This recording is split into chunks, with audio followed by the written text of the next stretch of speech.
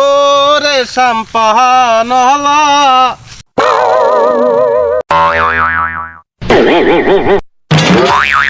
কি ফল রে ওটা? কি ফল এটা?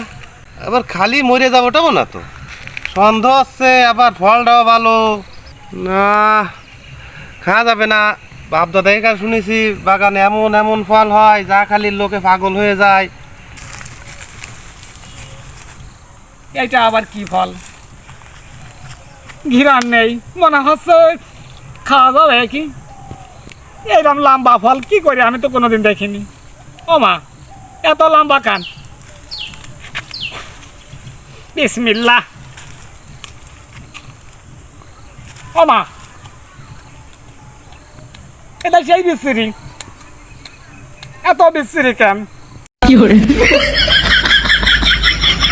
খুব বাজে জিনিস। কিরে শালা আমার তেল ছাড়া বাস দিয়ে গেল। শালা মনে হয় কোনোদিন কিছু খাইনি।